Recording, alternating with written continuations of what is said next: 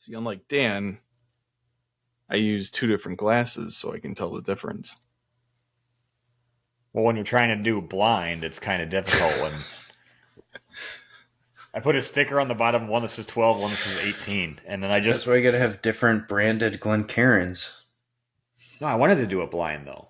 Like, I have the answers on the bottom of these glasses. That's not what you told me. I got you. No, I said I'm doing it blind, so I want to see the difference. But no. So what, did you just walk out of the room and forget the order that you put them in? No, so yeah, I put the small stickers on, like to me. And then I was watching TV, and for 10 minutes, I just went like this. I just shuffled the glasses around, so my mind wasn't even paying attention to it, so I have no idea which is which. Jesus the only Christ. way I can do it blind. All right, folks, how to do a blind tasting by yourself. Yeah. Just showed you. It's here. Sticker at the bottom. Watch TV for 10 minutes while you're mixing them up. A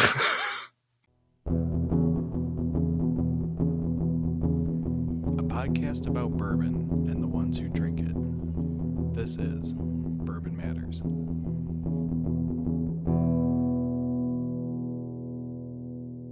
Welcome to Bourbon Matters. I'm Jake.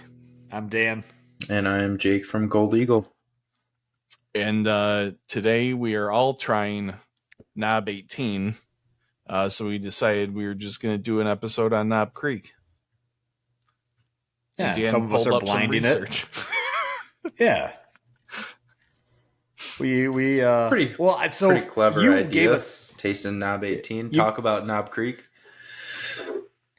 You gave us samples of Knob 18, and I have no idea why, but I have one of these is a sample of Knob 18 on my desk. I'm not sure which one. Yeah, it's some episode previously. We said that when I finished my MBA, we're going to drink Knob 18, and I don't remember why, but we're going to do it anyway. It was either the only episodes that make sense was when we were talking about age statement and is it worth it? Because Gold Eagle Jake was talking shit about Elijah 18. Yeah.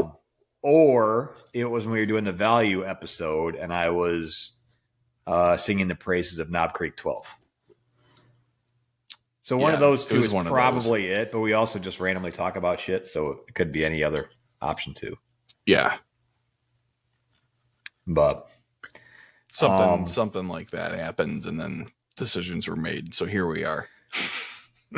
Like, we drink when we do this podcast, so sometimes things get said and the memory doesn't stick with it. And we do it for the listeners. No other reason. Yep. But we stay true to our word. So we're here tasting Knob 18. Yeah. Way to put and a congrats bow on to Jake. Congrats and cheers to Jake on finishing his MBA. Oh, thank you. That was what, a week ago, 2 weeks ago that you finished your last class? Monday. It's a couple days ago. Yeah. Nice. I still have no idea why the hell.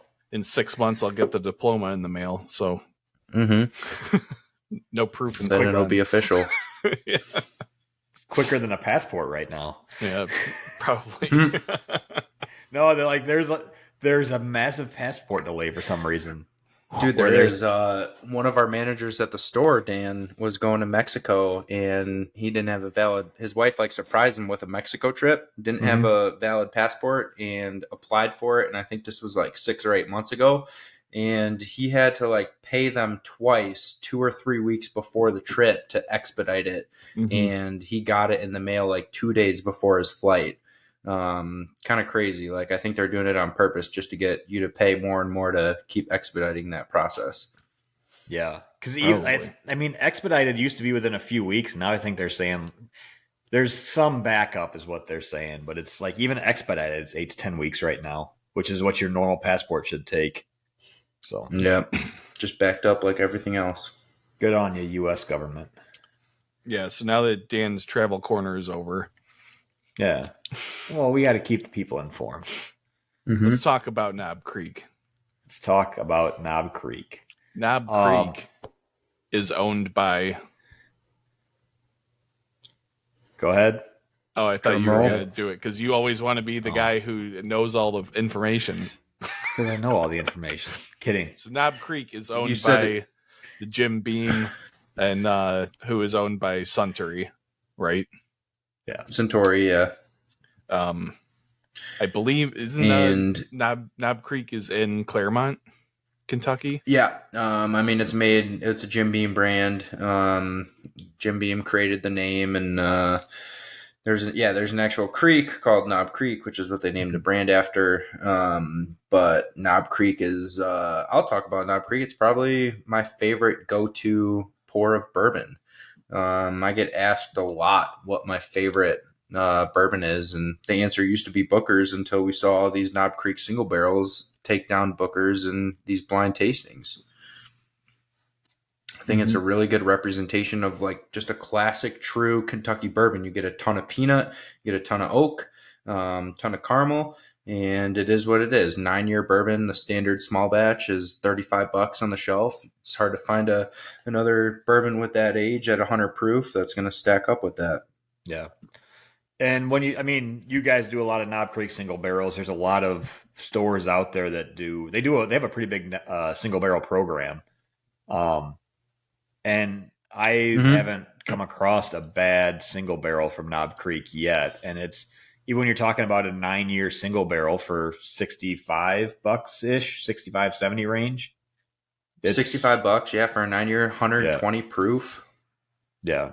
Yeah. They're highly underrated because there's so much other stuff that people are buying that's not as good or that people are charging way more for, and it's just not worth it. I still think that Knob Creek is one of the better values out there, and I'll stand behind it. I think Knob 12 at $65 is one of the better deals you can get, but it's that, and they've been getting older and older and older too. Because until a couple of years ago, they didn't even have an age statement on the label.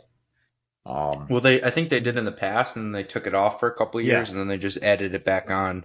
So that was cool to see. But let's not forget the glory days when you could get a 9-year single barrel bottle that was really like 13 or 14 years at 120 proof at the same price as the 9-year.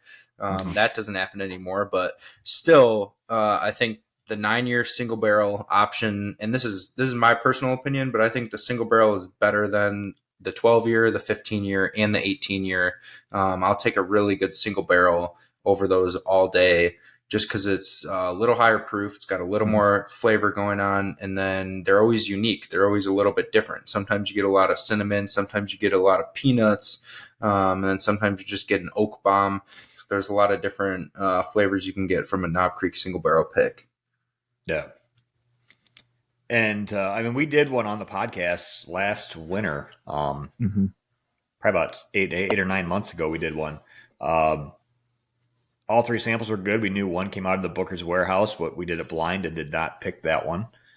But no, it's nice. And the one that we picked beat Booker's in our last blind tasting. Yeah. And that wasn't close. That was a landslide. That was literally 90% of the votes. It was like 5 votes for the Bookers and 35 votes for the Knob Creek. Nice. But no, it's nice to see that the age statement's back on the label. The 12 years becoming more and more available, and then the 2 years ago they had the 15 come out, and last year was the first 18 that they've released probably in a long time or ever had an age statement of 18 on it. And it sounds like their warehouses have a lot more older things in it that they're going to keep doing some of these older releases. But always a good go-to nightly drinker with anything Knob Creek. Mm-hmm. Yeah, I do like that they're all at 100 proof.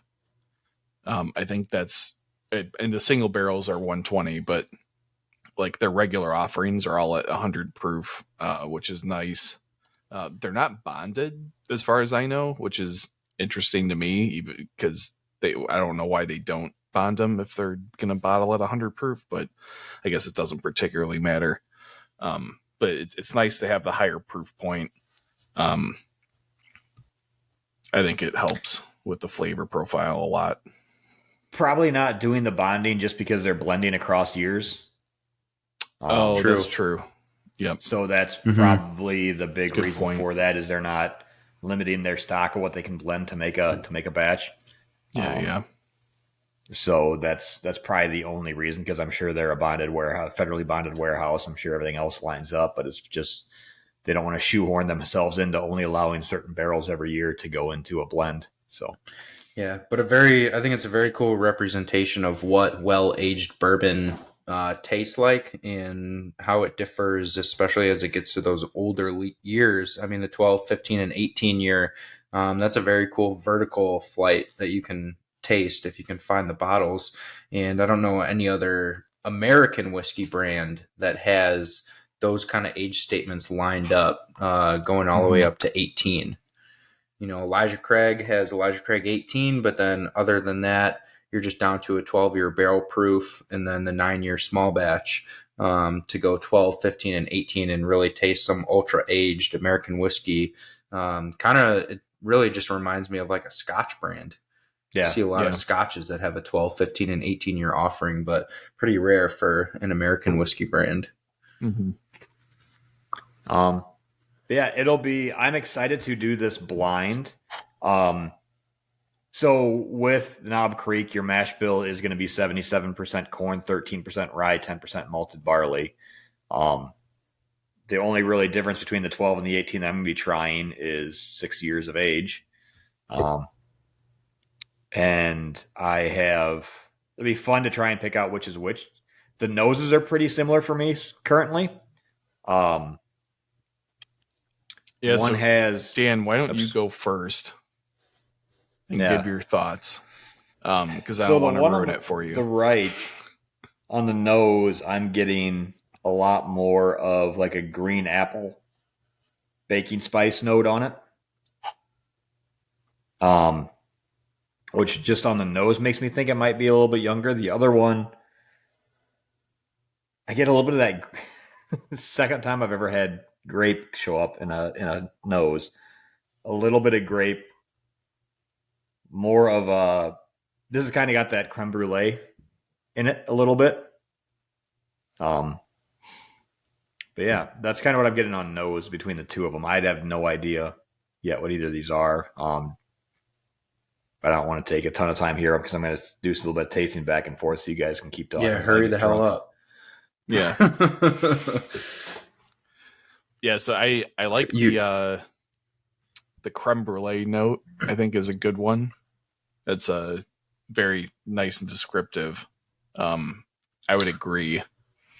Yeah, it's one of my favorite flavor notes to pick up. And it's funny because I think we talked about this when we were tasting the Whiskey Acres stuff. Whiskey Acres and Knob Creek, that Jim Beam Whiskey Acres flavor profile is very similar. Almost. I mean, we talked about this before, but the Whiskey Acres barrel pick that we did beat Booker's in a blind, and I only put those two together because I thought they tasted very similar. They have that extreme nuttiness with a deep oaky caramel kind of vibe going on. And then, yeah, when you get a really good one that's really creamy and balanced, then that's when you start picking up that creme brulee. Yeah. Yep. So Jake, you got the 18 year, and then what barrel pick from you guys are you doing? What is the most recent one? Just an older one? Oh, sorry. No, I was just saying I should have grabbed a bottle of our barrel pick to taste side by side. But we do have one. There's only like 15 bottles left, the one that we picked with microphone. But I just had a customer reach out who I know is a huge Jim Beam fan, and they blinded that barrel pick with 3 or 4 other bookers, and everyone either picked the Knob Creek first or second out of that lineup. So consistently pulling its weight in blind tastings. Are you sitting there trying the 18? That is me and Jake are screwing around here. You want to kind of go through what you're getting out of the 18? I think it's really good. I think it's one of the best whiskeys I've ever had. Better than Elijah 18? Yeah. I'm not a big fan of Elijah 18. Elijah 18's a little... I just think it tastes like oaky water. And it'd be good if it was like a $60, $70 whiskey. But for $150 or $160, whatever it goes for now, I just want a little bit more. And I think that because they bottle it at 90 proof, it just is lacking a little bit of flavor for me, a little bit of punch. What about you, Jake? Yeah, so I'm trying the 18 right now. I get the same notes as Dan on the nose. I get a little bit of that grape note, but mostly the creme brulee and like the like caramely kind of like vanilla-ish kind of notes. Mm-hmm. Definitely like vanilla custard. A little bit of oak. And the palate for me is very a little different. Bit of oak. Just kidding. A tinge. Just 18 years worth.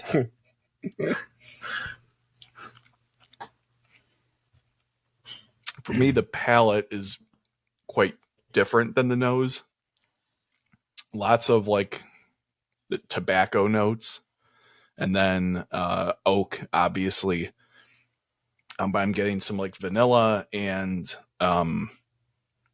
maybe even a little bit of like leathery kind of notes, but like not like brand new leather, kind of like worn leather. You try a lot of worn leather, Jake? Do you, no, it's do you more eat like a lot of that? It's more like the smell is like in my mouth. If that You a makes horse? any sense. That's how that's how smell works, Dan. Look it up. What do you think, Dan? Mr. Criticize over there. Dan, let's go. I just talk shit. It's not criticizing when all I do is talk shit. Like, that's just who I am as a person and a human being. I'm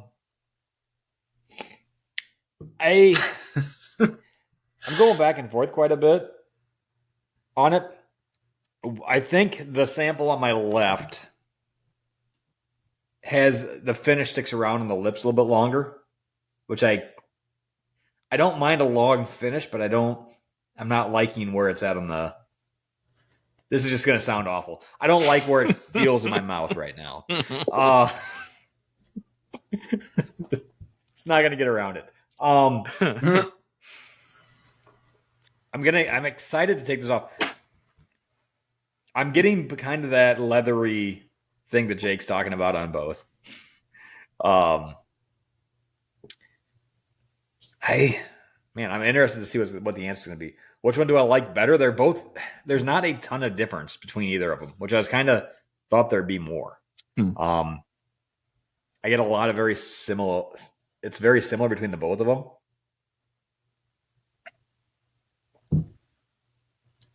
I think I like the one on my right just a touch more, just because the finish sticks around just a little bit longer and kind of stays to the back of the palate.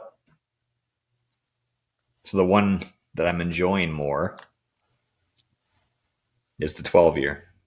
Okay. Nice. And the one that I said was more the creme brulee, which has been in my left, has been an 18-year. So I guess my notes all matched up with you guys that knew what you were talking, or knew which one was what. They're both good. I'm not going to say that they're not. I wouldn't take either of these. Oh, my dog's barking because Amazon's dropping a Prime package off my garage right now. Prime Day. So at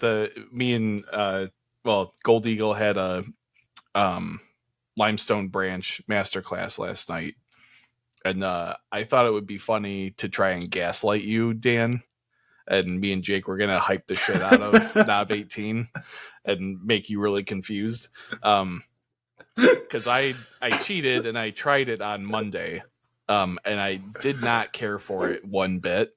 I'm actually doing like a total 180 on it tonight. I actually am really enjoying it. I don't know what like is causing that. I don't know if it's because I opened it on Monday and it got to breathe a little bit or what, but like on Monday it was just unbelievably oaky. And tonight I'm actually getting a lot of like nuances out of it. And I actually enjoy it a lot.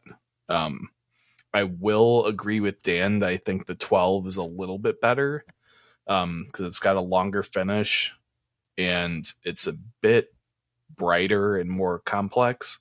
But I am really enjoying the like deeper, darker notes of the 18. A lot more than I actually thought I was going to tonight. So that's pleasant. Well, thanks for cheating. I always appreciate a cheater. I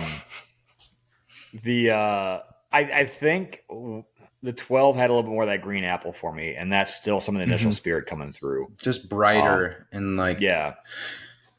And I think that's the biggest thing that you lose in the nose between the two of them is the green apple between the 12 and the 18 year, and that's because the oak's starting to take over a little bit. And because there's still some of that initial spirit flavor in the 12 year, it gives it a little bit more of that well-rounded balance that a lot of people enjoy. And I think that's why I've always leaned. That's why I think that's one of the reasons why I've always liked the Knob 12 is just because it's pretty well balanced, where the oak doesn't take over all the flavor notes of it yet. And so that's a lot of rambling. So time for my honest review. Because if you know me, if it is my favorite whiskey I've ever had, I'm not just going to say it's my favorite whiskey. I'd be talking about it all night. I will say I agree with Jake. It is much better than I thought. The first and only time that I tasted Knob 18 was in a blind with 2XO, the Phoenix blend, the first blend by Dixon Dedman. And the 2XO completely destroyed it. It was about 30 votes to 10. And when I tasted it next to the 2XO, and 2XO is a double oaked whiskey, I thought the Knob 18 was just way over oaked, too much age. I got a lot of dryness out of it, and that sweet caramel nuttiness that I normally find on Knob Creek single barrels and the Knob Creek 12 year was just gone. It was just like a dried, oaky water almost. Tonight, and this is a sample out of Jake's bottle, and it has obviously been opened, and I've had the little sample sitting here for a few days, so it's gotten some air. It's a lot better than I remember. I still would prefer a Knob Creek single barrel over this all day, but it does it's a good representation of what 18 years does in a barrel for American whiskey. Because you get a ton of that oak, and then it kind of pulls back on that fruitiness that you were talking about with the green apple on the 12 year. And it kind of pulls back a little bit on that like creaminess almost that makes the finish last a little longer. Cause I get a lot of flavor up front, and then it just kind of goes away and dissipates. And then I just am left with like a dried oak, taste in my mouth. So, it's good. It's better than I thought. I wouldn't pay $200 for it, which is around the retail price. But if this was poured for me, I wouldn't have any complaints. Yeah. I'm not going to turn down a pour of it. But is it like what I was going to talk about that next at the price is it's around $200 retail, and it was a limited release. So there's super limited. I mean, we only got like we got 2 bottles. Yeah. I mean, it came in a nice box. I mean, so that's always pretty. I mean, it displays very nicely when it comes in a pretty box. Yeah. A couple of years ago. Yeah, show it off. But 3-4 years ago, Knob Creek released some single barrels that Fred No picked out himself, and they were in that wood frame with a nice like glass cover on the front, and they were like 14-year, 15-year single barrels, and they were $100, I think, probably less. And they sat. I remember them sitting on the shelf for like weeks, if not months. Jeez, imagine if that dropped right now. Yeah. There's nothing wrong with 18-year. Like it's a solid whiskey from top to bottom, but is it worth the retail price on it? Especially considering when you can get, like we've talked about, a 9-year barrel pick that's 120 proof for $65, or a Knob 12 for $65. It's not 3 times better than any of those, and that's what the price is going. Is basically it's the exclusivity. I think is the only thing. Which like I'm glad I have it. I'm interested to see the longer it sits if it'll develop more. So yeah, I mean, I'm not. I was like very upset on Monday when I tried it. I was like, Jesus Christ, what am I going to do with this? But now I'm a little bit, I'm pretty happy with it. You backed off the ledge a little bit. Yeah. So I'm excited to see if it keeps oxidizing and getting a little bit more character. It might end up being better and better. So I find it weird that. I'm sorry. Go ahead, Jake. No, go ahead. I say I find it weird that their pricing on their normal 9s, their barrel picks, their 12-year are all seem very, very reasonable priced, but the 15, and because I forget the 15 was, but that was well over 100, I believe. It was 120. Yeah, I don't think it's too. It's around like 120. But like the 12 and the 15 have also gone up a lot just in the last year since they first came out. Yeah. I think they're just kind of realizing supply and demand with older whiskey. You can't really find any 12-year plus whiskey. So if you have a 12 and a 15 and an 18, people are going to pay for it. And what I was going to say earlier is that it'd be very cool if they got to the point where these three could sit on the shelf, and I think they will because they're such a big distillery. 5 years from now, 10 years from now, I wouldn't be surprised especially because they cut off all the single barrels for older whiskey. That's because they want their stuff to age to put in these bottles. And it'd be very cool to be able to go in and pick these up and have a little vertical tasting and taste some older American whiskey all at the same proof and just see how those final years of aging can influence the flavor of the whiskey. Mm-hmm. And I would like it too. Like this would be a perfect contender is when people first started doing them, I wasn't a big fan. But now that you're seeing more of them out there, just the small sample boxes where you have 150 mils of each or 100 mils of each in a sample box, and charge a little bit more for it. But that way you can taste through the set. Like, I mean, Jefferson's got the oak aging experiment ones you can get. We talked a few weeks ago. Four Roses is going to have a 10-pack come out with all their different recipes in it. Bardstown has when they're doing their sourcing, had their own little sample packs. Like I like those because they're awesome for a in-home tasting. Sit around with a couple of friends and try and see how things age differently. I think people are willing to pay a little bit more for that. Like don't charge the $200 divided down into 1 ounce or 150 mils samples. Like don't go crazy on it, but you can upcharge a little bit for the set of them, and let people try to taste through.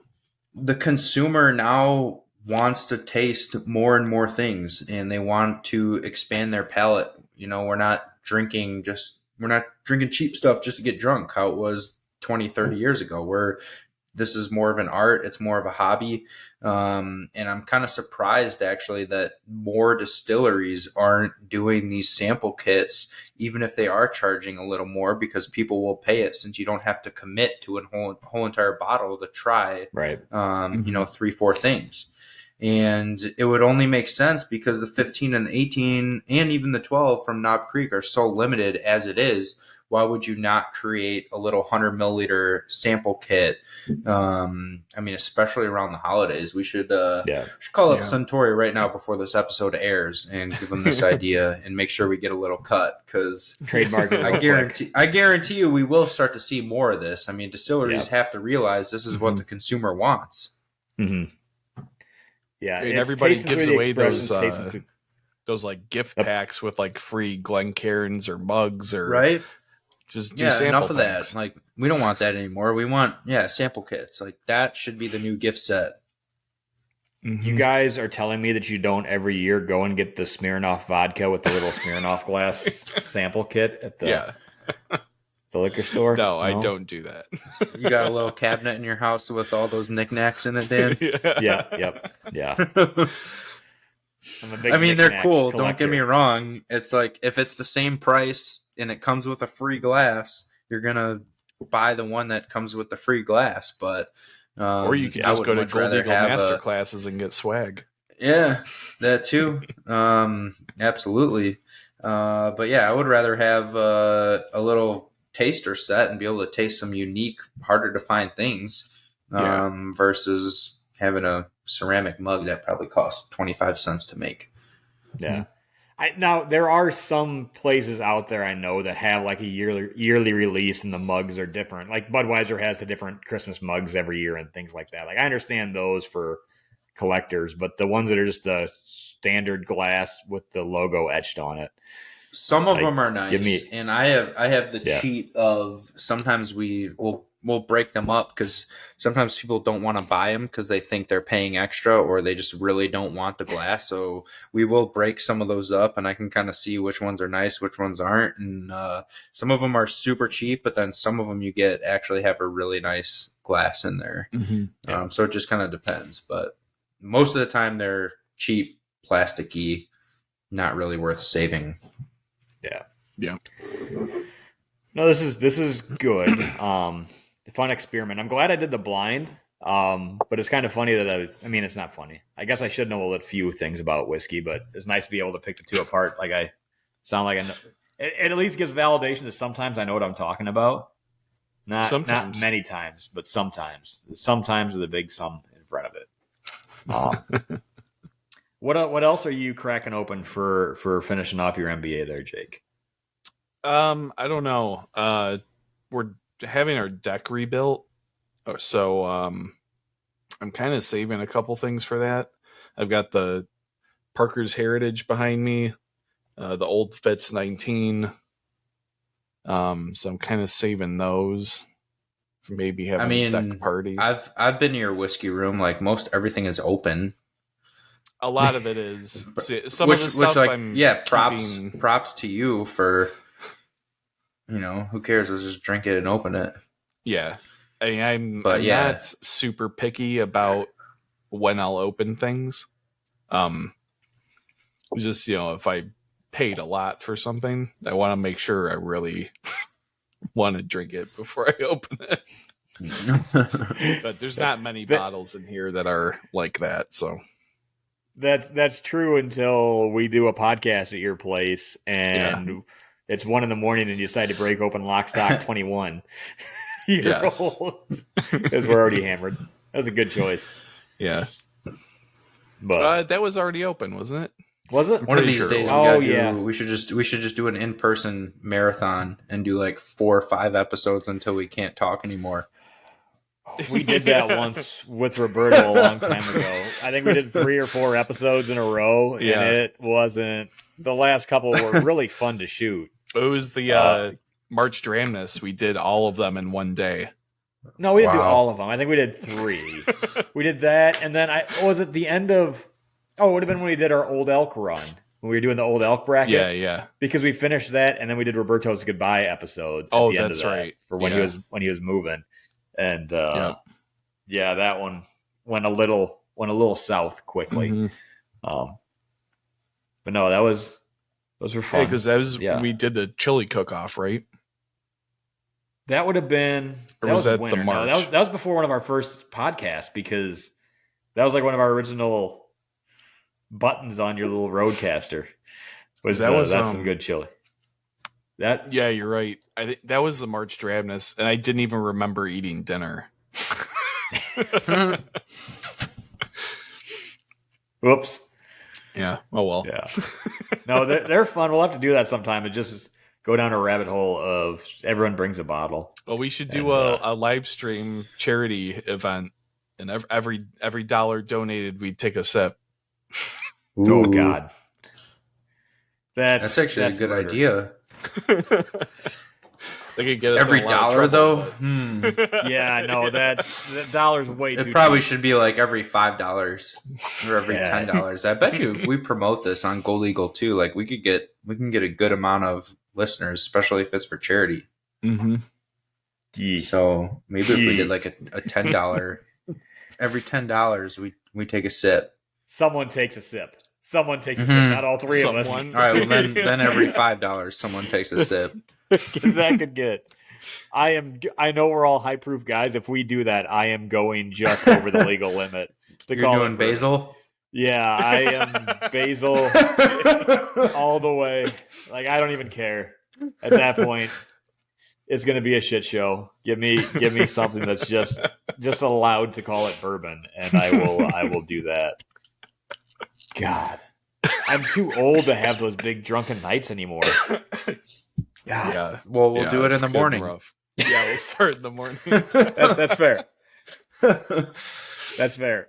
I got some years on you guys, and as you're getting really close to 40, it's nice to be able to be drunk by 1 o'clock in the afternoon, so you can fall asleep by 5 and feel somewhat okay a day and a half later. But no, so Jake, what's your next degree? What are you going to go for, another MBA? What are you going to do so we can try some really old whiskey again? No, my wife keeps saying she would want to go get her PhD, and I keep telling her that with an MBA, she should know that the ROI on that is near 0. So I am never going to school again. Can you stop using so many letters? Like, do you want that just so you can have like your email signature where all the letters after your name are longer than your actual name? Yeah, like, is that what you're going for? Every degree I have, for sure. God, one of those. Go get certifications and a whole bunch of things, and just tack those on too. Yeah. Yeah. God, that sounds awful. Yeah, when the deck party happens, we're definitely going to crack something good. We got to figure out what I want to open. When's that going to happen? Summer's kind of already winding down. Summer's winding down. It's not even August. Yeah, exactly. It's almost August. I think they should be back done. To school time. Yeah. Like in 4 weeks. Yeah, I think sometime in early August it should be ready. So yeah, I gotta see what we've got. Yeah, we should do a live. There'll be another big event. You'll have to keep something. We should do a live stream from the deck with cigars. Live from the deck. Summer, Labor Day, summer ending party. And we'll have the fire table going and everything. That'll be good. Or you can have the Traeger going behind, and we can do the Whistle Pig's Traeger smokestack or whatever they. Mm-hmm. I don't want to try that. I've heard it's awful. I probably would like it. I haven't tried that yet. That was, I don't know. I've heard a few people say some not so flattering things about it, and I'm not a big Whistle Pig guy in the first place, so that. I like smoky though. Yeah, I like my mezcals. I like my scotch. So if it is actually a little smoky, I've heard more like campfire smoke than like anything else. Like it smells like it's sat in a campfire and tastes. So more scotchy, kind of like High West campfire.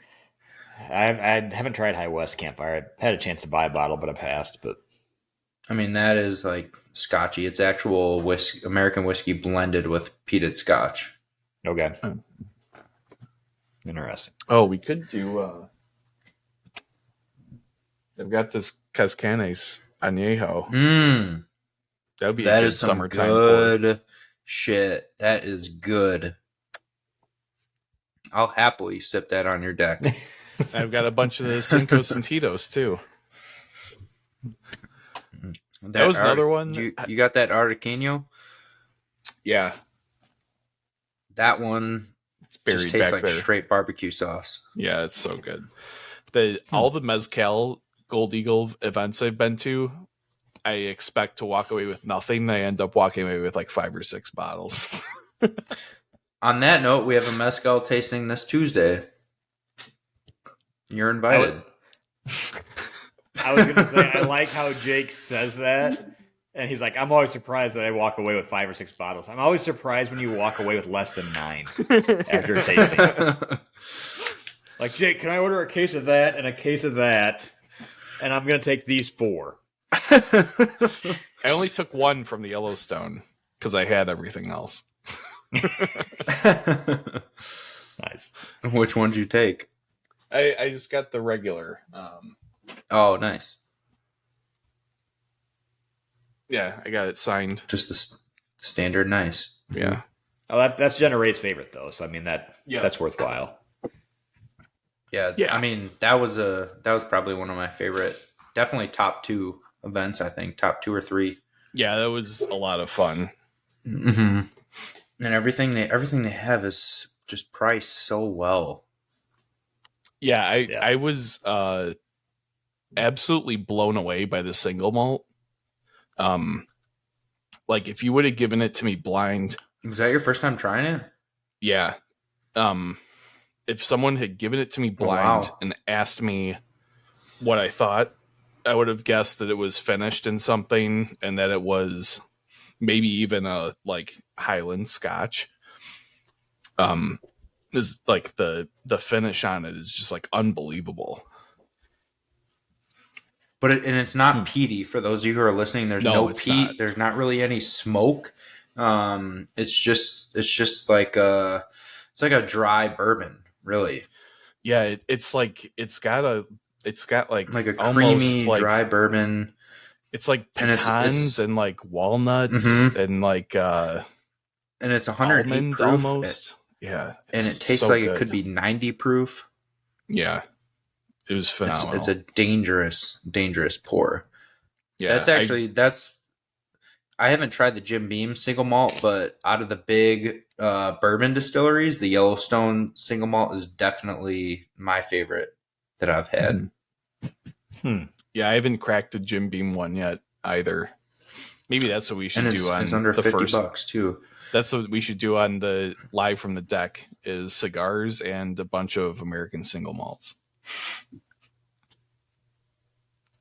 Or cigars and cigar blends. Ooh. Kind of a Or genius. cigars and bourbon because his bourbon matters. Oh. Yeah, that's true.